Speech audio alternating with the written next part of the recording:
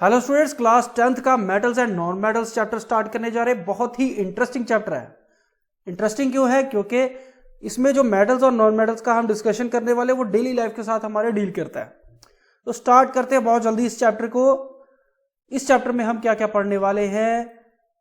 Physical properties, chemical properties of metals, how do metals and non metals react, occurrence of metals, corrosion. ये 5 topics हम पढ़ने वाले इस chapter में। 5 topics और 5 वीडियोस होंगे आपके। तो इस वीडियो में हम पढ़ेंगे फिजिकल प्रॉपर्टीज ऑफ मेटल्स। तो सबसे पहले हम डिस्कस कर लेते हैं कि ये क्या है। इसमें टोटल 6 डायग्राम्स है। तो इसमें से कौन सी मेटल है और कौन सी नॉन मेटल है, आपको ये बताना है। तो ध्यान से देखिए और बताइए कि कौन सी मेटल है। ये जो फर्स्ट वाली है, क्या ये मेटल है? बिल्कुल ये मेटल है। कैसे पता चला? तो इसकी शाइनिंग सरफेस है, इससे पता चला। ये जो सेकंड डायग्राम है, क्या ये मेटल है कि नॉन मेटल है? बिल्कुल ये भी मेटल है। ये है सल्फर। तो सल्फर जो है वो मेटल है कि नॉन मेटल है? नॉन मेटल है। अब है रेड फास्फोरस। तो रेड फास्फोरस जो है वो मेटल है कि नॉन मेटल है? नॉन मेटल है। अब इसमें जो फॉक जो दिया हुआ है, यूटेंसिल्स वगैरह दिए हुए, ये मेटल है कि नॉन मेटल है? तो ये मेटल है। और ये वुड के पीसेज है, तो ये नॉन मेटल है। तो हमें कैसे पता चलता है कौन सी चीज मेटल है कौन सी नॉन मेटल है? इनकी फिजिकल प्रॉपर्टीज है। तो फिजिकल प्रॉपर्टीज को ध्यान से पढ़ेंगे ताकि हमें पता चले कि मेटल्स जो है वो कहाँ कहाँ इस्तेमाल होते हैं और नॉन मेटल्स कहाँ कहाँ इस्तेमाल होते हैं, क्योंकि फिजिकल प्रॉपर्टीज पर ही डिपेंडेंट होता है कि उसके यूजेस कौन से होंगे। अब फिजिकल प्रॉपर्टीज ऑफ मेटल्स कौन कौन सी हैं? पहली है लस्टर, दूसरी है हार्ड, तीसरी है मेलिएबल, चौथी है डक्टाइल, 5वें मेटल होते हैं कंडक्टर्स, 6th है high melting and boiling point, और 7th होगा टेंसाइल स्ट्रेंथ। तो 7 टॉपिक्स पढ़ने वाले, बहुत ही इंटरेस्टिंग टॉपिक्स है। 7 टॉपिक्स पढ़ेंगे।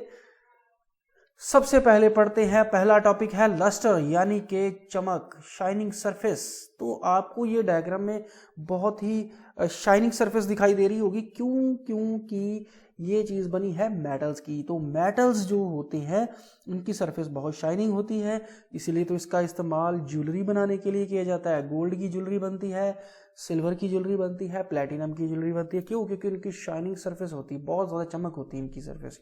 तो लस्टर का मतलब है शाइनिंग सरफेस। ठीक है जी, पहली प्रॉपर्टी लस्टर। लस्टर का मतलब है शाइनिंग सरफेस। सभी मेटल्स की शाइनिंग सरफेस होती है। ठीक है। अगला है हार्ड। सारे के सारे मेटल्स जो है वो हार्ड होते हैं, एक दो तीन मेटल्स को छोड़ के।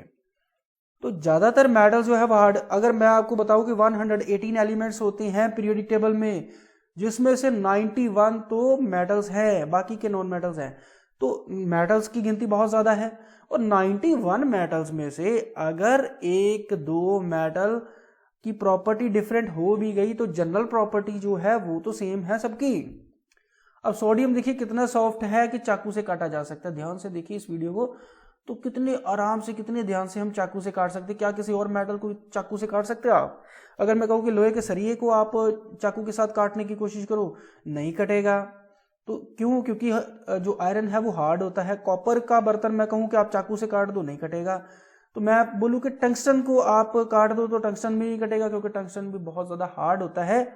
तो सॉफ्ट मेटल्स कौन सी है? सोडियम। और एक मेटल बेचारी तो लिक्विड फॉर्म में होती है, मरकरी जो है वो लिक्विड फॉर्म में है। तो जो लिक्विड है वो तो हार्ड हो ही नहीं सकते, वो तो लिक्विड है। ठीक है। तो अगला है, ओ वाह, काजू कतली। तो उस पे सिल्वर की लेयर पतली पतली, ये है मेटल। तो सिल्वर जो है वो मेटल है। तो कैसे बर्फी के ऊपर कैसे आ गया? देखो मिठाई के ऊपर कैसे उसकी लेयर बन गई, कैसे उसकी शीट बन गई। तो ये तो आपने देखा ही होगा। ये जो चीज है इसको हम एल्युमिनियम फॉयल बोलते हैं, जिसमें हम अपना खाना रैप करते हैं। हमने तो अभी कहा था कि मेटल बहुत ज्यादा हार्ड होते हैं, तो सिल्वर भी हार्ड होता है, एल्युमिनियम भी हार्ड होता है। तो ये इतने हार्ड होते हैं, तो ये इतनी पतली शीट कैसे बन गई?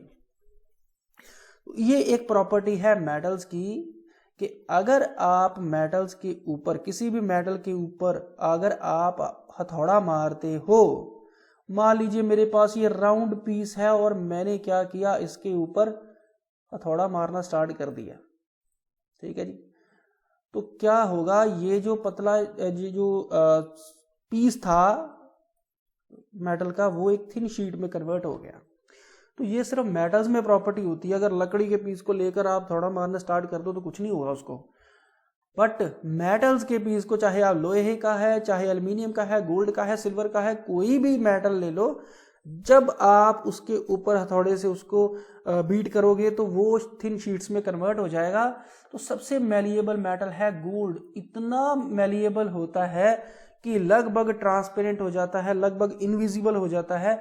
तो अगर इसको आप थिन शीट में कन्वर्ट करो गोल्ड को, ठीक है, गोल्ड फॉइल होता है तो लगभग वो ट्रांसपेरेंट होता है। तो सिल्वर भी इतना पतला होता है, देखो सिल्वर इतना पतला है कि मिठाई के ऊपर, काजू कतली के ऊपर आ चुका है, और जब आप खाते हो तो आपको कोई भी हार्डनेस महसूस नहीं होती उसकी।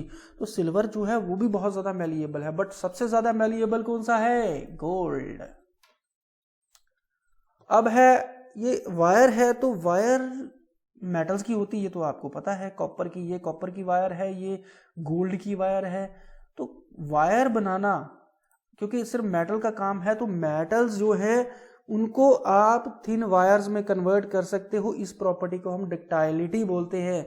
तो सारे के सारे मेटल्स जो है वो डक्टाइल होते हैं, यानी कि उनको वायर्स में कन्वर्ट कर सकते हो, आप वायर बना सकते हो उसकी। तो वायर कैसे बनाई जा सकती है वो भी मैं आपको भी बताऊंगा। सबसे ज्यादा डक्टाइल जो मेटल है वो कौन सा है? गोल्ड। ये इतना डक्टाइल होता है कि सिर्फ 1 ग्राम सोने से आप 2 किलोमीटर लंबी तार बना सकते हो। 2 किलोमीटर लंबी वायर बहुत ज्यादा होता है सिर्फ 1 ग्राम सोने से। तो इतना डक्टाइल है ये। एक्चुअली ये वायर्स जो हैं वो कैसे बनाई जाती है? मान लीजिए मेरे पास एक डायमंड का पीस है, ये है मेरे पास डायमंड का पीस, तो इसके अंदर मैंने कर दिया होल, ठीक है, इसके अंदर मैंने होल कर दिया। अब इस होल में से कोई पिघली हुई मेटल जो है वो मैं इसमें डालूंगा, तो दूसरी साइड पे बिल्कुल होल में से जो चीज निकलेगी वो वायर बन के निकलेगी। तो इस तरीके से वायर बनाई जाती है, ठीक है जी। तो ये भी एक प्रॉपर्टी है मेटल्स की, डक्टाइलिटी। आप पढ़ते हैं गुड कंडक्टर। जो मेटल्स है वो तो आप छोटी क्लासेस में पढ़ चुके हो कि good conductor of heat and electricity होते हैं।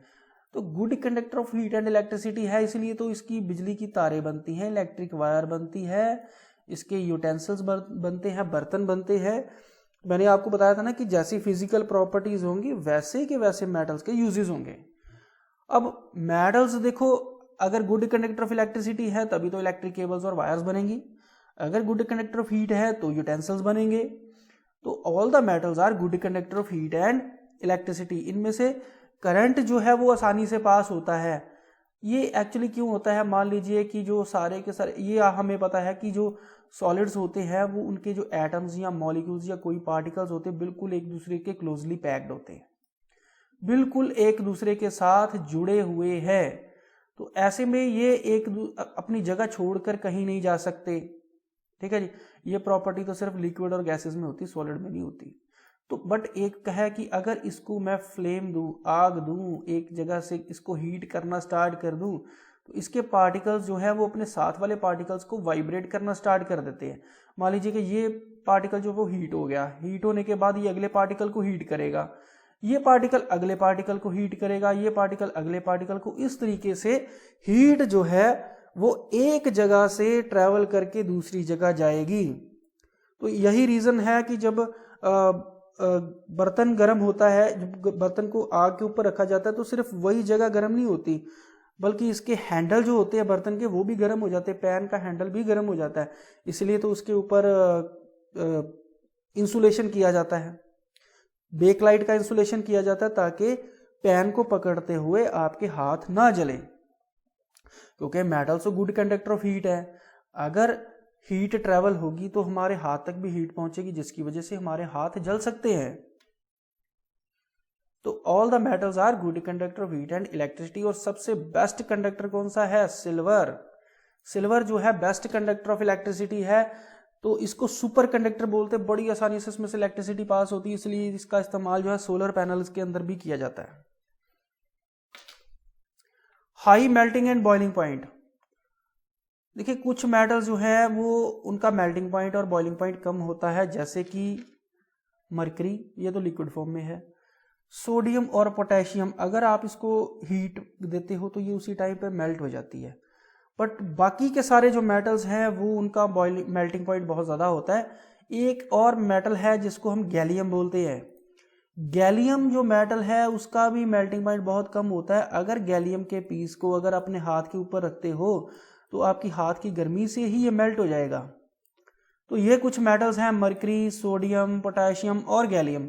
तो इनका मेल्टिंग पॉइंट कम है, बाकी सबका मेल्टिंग पॉइंट ज़्यादा है।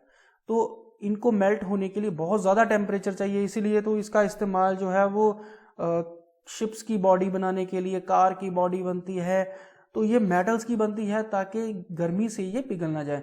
तो आपको पता है कि जो इंजन होते हैं उनमें कितनी गर्मी होती है, अगर मेटल जो है वो उनका मेल्टिंग पॉइंट ज़्यादा ना हो तो वो तो गर्मी से पिघल जाएंगे।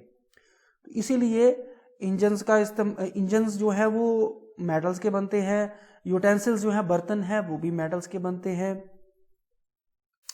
7वां पॉइंट है टेंसाइल स्ट्रेंथ। अब ये क्या चीज है टेंसाइल स्ट्रेंथ? तो आपको ये देख सकते हो कि दो जगह पे फोर्स लगी हुई ऑपोजिट डायरेक्शन में, तो एक इस डायरेक्शन में और एक इस डायरेक्शन में। बीच में मैंने एक मेटल का स्ट्रिप रखा हुआ है, मेटल का पीस रखो और दोनों तरफ से मैं उसको खींचने की कोशिश कर रहा हूं। तो जितना ज्यादा फोर्स वो सहन कर पाएगी मेटल की स्ट्रिप, उतना ज्यादा वो टेंसाइल होगी। तो ज्यादातर मेटल्स जो है वो उनकी टेंसाइल स्ट्रेंथ जो है बहुत ज्यादा होती है, टेंसाइलिटी बहुत ज्यादा होती है। नॉन मेटल्स की जो लकड़ी का पीस अगर कागज रख दो इसको में तो वो तो बहुत जल्दी टूट जाएगा, बट मेटल की स्ट्रिप जो है उसकी टेंसाइल स्ट्रेंथ बहुत ज्यादा होती है। मेटल्स की टेंसाइल स्ट्रेंथ ज़्यादा होती है, इसीलिए इसकी केबल्स वगैरह, वायर वगैरह बनती है। ठीक है जी। तो ये था फर्स्ट पार्ट। सेकंड पार्ट देखने के लिए मेरे YouTube चैनल को सब्सक्राइब करना ना भूलें। और आपको ये वीडियो कैसा लगा, अच्छा लगा, बुरा लगा, जैसा भी लगा, आप कमेंट करके ज़रूर बताइए। Thank you very much for watching my video.